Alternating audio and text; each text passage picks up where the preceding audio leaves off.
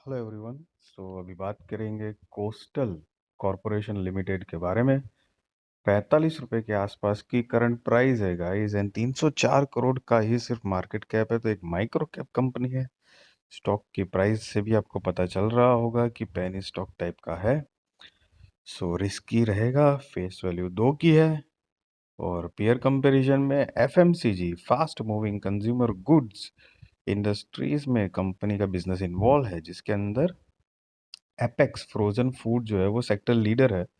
और यहाँ पर चौथे नंबर पर कोस्टल कॉरपोरेशन दिया गया है।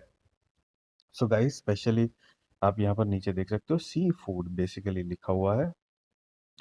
अगर कंपनी के क्वार्टर क्वार्टर रिजल्ट्स देखें तो सितंबर 2025 में 159 करोड़ के आसपास का सेल जनरेट किया, जो पिछले क्वार्टर के हिसाब से कम है। सब कुछ काट कुट कर नेट प्रॉफिट 3 करोड़ 67 लाख, जो पिछले क्वार्टर के हिसाब से कम है गाइस। अब ईयर ऑन ईयर बेसिस पर अगर देखते हैं तो ट्रेलिंग 12 मंथ का सेल 684 करोड़, जो पिछले साल के हिसाब से ग्रोइंग है। एंड सब कुछ काट कुट कर नेट प्रॉफिट 10 करोड़, जो भी पिछले साल के हिसाब से ग्रोइंग है।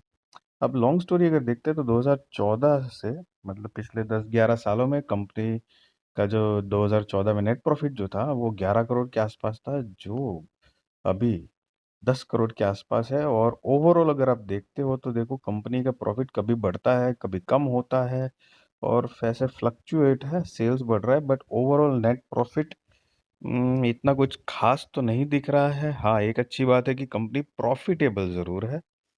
रिजर्व्स 2 सितंबर 2025 के हिसाब से 258 crore, long term borrowing 92 crore, short term borrowing 323 crore, बाकी 1 करोड़ की lease liabilities, total asset 800 crore की है। और प्रमोटर्स की होल्डिंग सितंबर 2025 के हिसाब से 42.23%, एफ आई आई 1.01, पब्लिक 56.76% है गाइज। गाइज, पहले तो किसी भी तरह का बायोसेल रिकमेंडेशन मैं आपको नहीं दे रहा हूँ, वो आप अपने रिस्क रिसर्च फाइनेंशियल एडवाइजर को पूछ कर करना, क्योंकि मैं सेबी रजिस्टर्ड रिसर्च एनालिसिस नहीं हूँ गाइस। अपना एक पॉइंट ऑफ व्यू, एक ओपिनियन आपके साथ शेयर कर रहा हूँ। चाहो तो फोकस रख सकते हो। देखो गाइस, अब ब्रीफ में बताऊं मेरा पॉइंट ऑफ व्यू ओपिनियन आपको, तो देखो प्रमोटर्स की होल्डिंग ठीक ठाक है। बाकी लॉन्गर चार्ट में कंपनी लॉस में नहीं है, मतलब जो भी है थोड़ा मोटा प्रॉफिट ही जनरेट कर रही है। यहाँ प्रॉफिट में फ्लक्चुएशंस काफ़ी है। सेल्स थोड़ी ग्रेजुअल ग्रो कर रही है, बहुत छोटी कंपनी है, तो दीज आर मतलब ऐसा कंसिस्टेंट कुछ एक अच्छी प्रोमिनेंट जो डेटा दिखना चाहिए वैसा नहीं दिख रहा है। बट एनीवेज, अगेन किसी भी तरह का बायोसेल रिकमेंडेशन नहीं है। बाकी वीडियो अच्छी लगी तो ज़रूर लाइक शेयर सब्सक्राइब करना। Thank you so much guys.